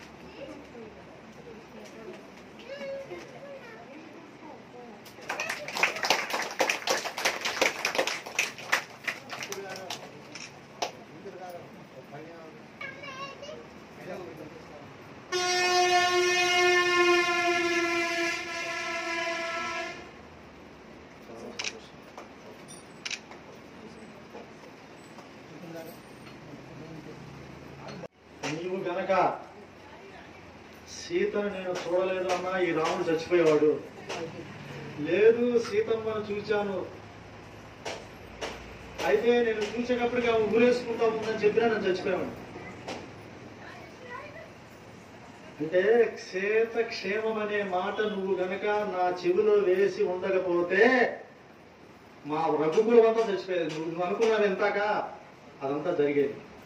కాబట్టి అంత మంచి మాటని, చక్కని మాటని చెప్పి నన్ను, నా తమ్ముళ్ళని, నా మరదలని, నా తల్లుల్ని, ఇంకా చెప్పాలంటే నా అయోధ్య నగరంలో ఉన్నటువంటి నా వాళ్ళని అందరినీ ఈ మాటతో నువ్వు బ్రతికించావు హనుమా. ఇప్పుడు నీకు నేను ఏమిచ్చి నీ రుణాన్ని తీర్చుకుంటాను హనుమా. ఇప్పుడు మన భారతీయ సాంప్రదాయం ఏమంటే ఎవరన్నా ఒక మంచి మాట చెప్పినా, ఒక మంచి పని చేసి పెట్టినా వాళ్ళకేదో మనం ఇస్తాం సంతోషంగా. అలా కాదు, ఇప్పుడు రాముడికి అసలు ఎంత మంచి మాట చెప్పాడు, ఎంత మంచి చేసి పెట్టాడు ఈయన. ఇప్పుడు రాముడు ఏదన్నా ఇవ్వాలిగా బంగారానికి, మన భారతీయ సంప్రదాయ ప్రకారం ఏముందా ఆయన దగ్గర ఇవ్వడానికి? ఏమైనా ఉందా? నార వస్త్రాలు తప్పితే ఏమి లేదు. నీకు నేను ఏమి ఇచ్చి రుణం తీర్చుకుంటాను హనుమా. నా దగ్గర ఏమీ లేదు. భార్యను పోగొట్టుకున్నా, రాజ్యాన్ని పోగొట్టుకున్నా. మా నాన్న రామచంద్ర రేపొద్దున రామయ్య నీకు పట్టాభిషేకం రాజ్యం ఇస్తా అన్నాడు, అది పోయింది. కంటికి రెప్పలా కాకబాడుకోమని మా మామగారు ఇచ్చిన నా ధర్మపత్రి నా జానకి పోయింది. ఆఖరికి నా తమ్ముడు లక్ష్మణుడు కూడా నువ్వు కాపాడావు సంజయ్ తీసుకొచ్చి. నీకు నేను ఏమి ఇవ్వాలి హనుమా? ఏమిచ్చి నీ రుణం తీర్చుకుంటాను? నా దగ్గర ఏమీ లేదు. ఏం పర్లేదు స్వామి, మీరు నాకు ఇచ్చేది ఏంటి అనుకుంటున్నాడు ఆయన. కాదు, ఎలారా నా బంగారు కొండని ఆయన ఇలా దగ్గరికి 2 అడుగులు వేస్తే ఆ సర్వేశ్వరుడు, ఆ భగవంతుడు, ఆ నారాయణుడు, ఆ రాముడు ఇంకొక 4 అడుగులు ముందుకేసి ఇలా కౌగిలించుకున్నాడట. ఎలా? మీలాంటి భక్తులు చూసే వాళ్ళకి ఒక సైడు హరుడు. హరుడు అంటే ఎవరు? Very good. ఒక పక్క శ్రీహరి అంటే శివకేశవులు ఇద్దరు కూడా దర్శనం ఇచ్చాడట. ఆ తర్వాత వారద గట్టి లంకకెళ్ళి అమ్మని తీసుకొచ్చి ఇదంతా చేశారు. ఇక అందరికి ప్రసాదాలు ఇస్తున్నారు. కార్యక్రమం అయిపోయింది కదా, అందరికి బహుమతులు ఇస్తున్నారంట. సీతారాముడు కళ్యాణానికి వచ్చిన వాడు అందరికి వరుసనే బట్టలు పెడుతున్నారు. నాకు పెట్టినట్టుగా ఓ మామిడికాయలు, అబ్బో బట్టల గట్లు అందరికి ఇస్తున్నారంటగానే ఈ హనుమంతుడికి ఏమి ఇవ్వలేదట. ఒక 1 minute కంప్లీట్ చేస్తాను. ఏమి ఇవ్వట్లేదట.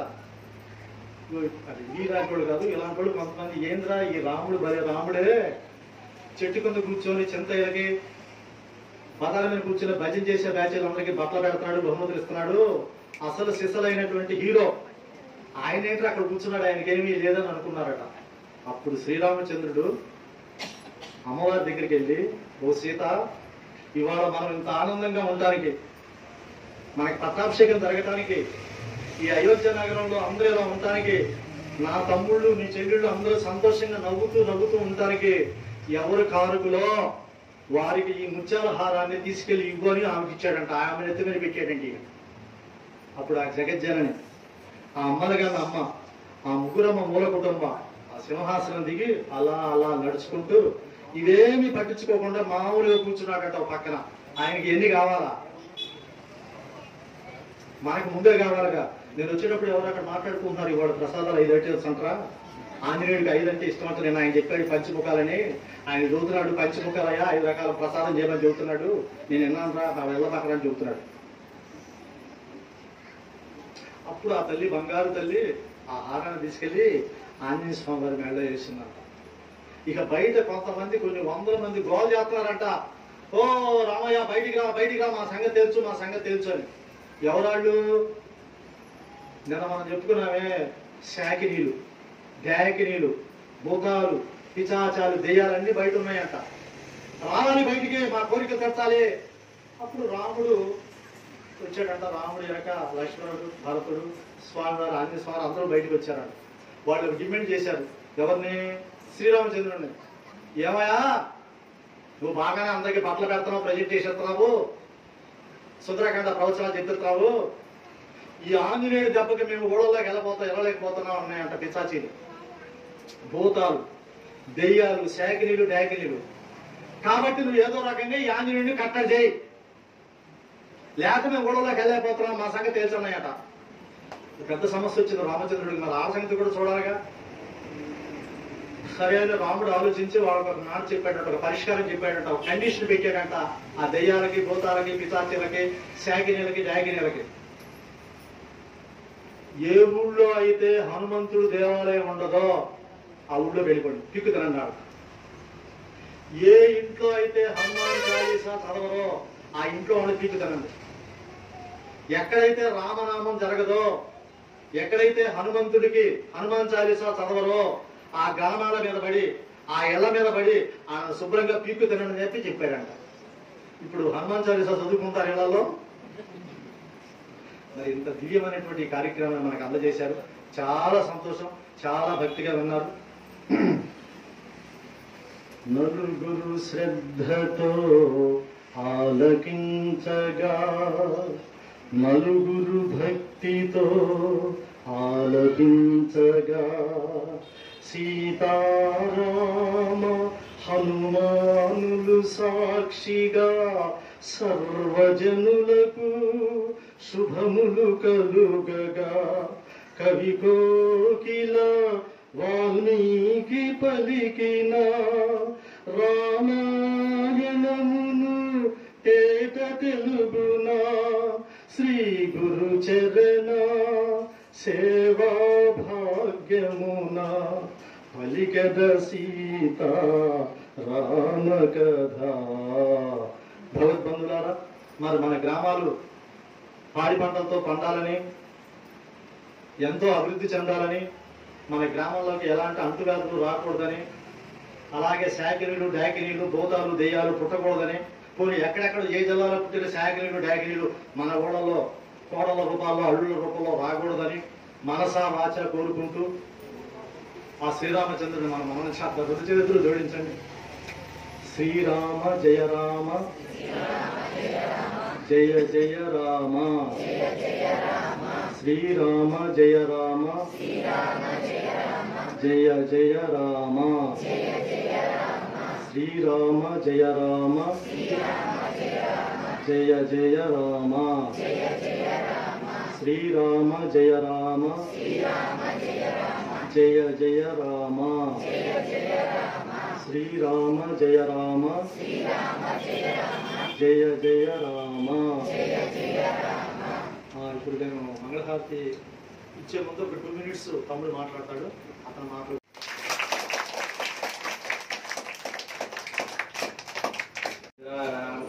అరే మీ నాన్నకి పెట్టాలి, నాన్న అక్కడ చూస్తాడు ముందు తీసుకురా అంటే ఇది ఒక అమృతం చెరుకు రసం. దీన్ని నమిలే కొద్దికి రసం వస్తానే ఉంటుంది. మరి నిజంగా అయితే నాకైతే కొంచెం డౌట్ 9 రోజులు అయిందా అని. మరి తప్పదుగా, ఎందుకంటే మనకి ఒకళ్ళ పట్ల వీళ్ళ ఎంత భక్తి ఉన్నా, గౌరవం ఉన్నా, ప్రేమ ఉన్నా ఆ షెడ్యూల్ అయిపోయిన తర్వాత మనం వెళ్ళిపోవాల్సింది తప్పదు. ఎంత ప్రేమలు ఉన్నా, మమకారం ఉన్నా, మమతలు ఉన్నా ఈ పేగు బంధాన్ని తెంచుకొని వెళ్ళిపోవాలి. ఈ బంధాన్ని తెంచుకొని కూడా మనం వెళ్ళిపోవాలి. వెళ్ళిపోయి మంచి చేయాలి, మంచిగా ఉండాలి. మనం అందరం ఆ ఆంజనేయుడు ప్రతినిధులుగా ఉండాలి, ఆ అమ్మవారి ప్రతినిధులుగా ఉండాలి, ఆ రామచంద్రుడికి ప్రతినిధులుగా మనం ఉండాలి. ఇదే జీవిత సత్యం.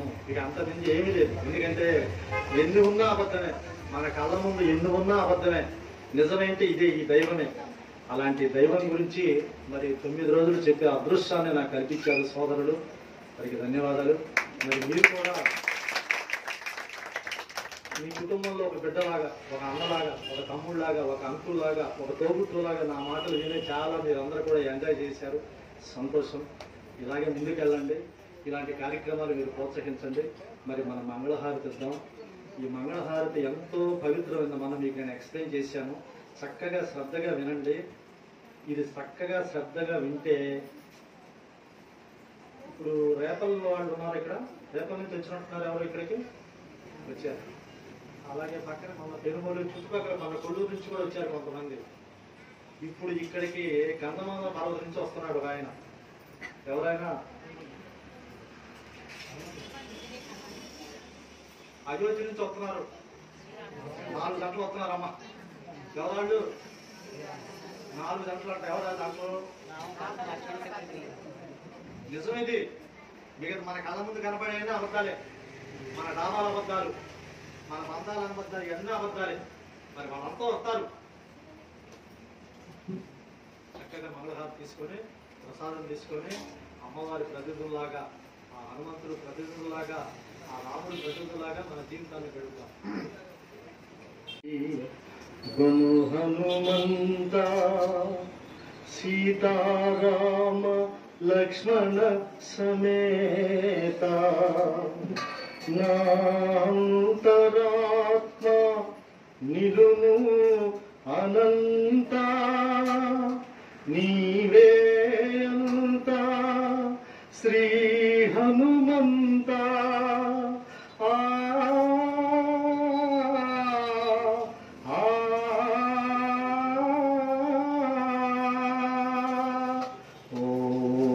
శాంతి శాంతి శాంతి. చక్కగా తీర్థ ప్రసాదం తీసుకుని వెళ్ళిరండి భగవద్బంధువులు.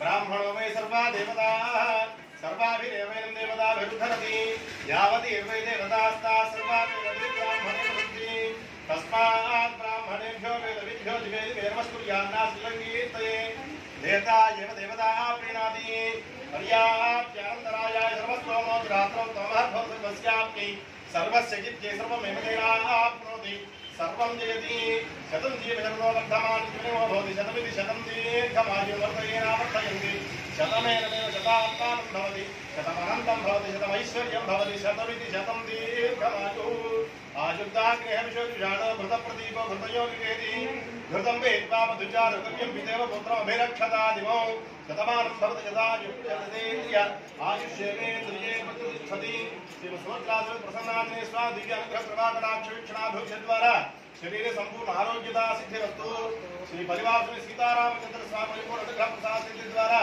सकल श्रेयोभिवृद्धिरस्तु अनयोः दंपत्योः सीतारामयोः अन्योन्य दाम्पत्याभिवृद्धिरस्तु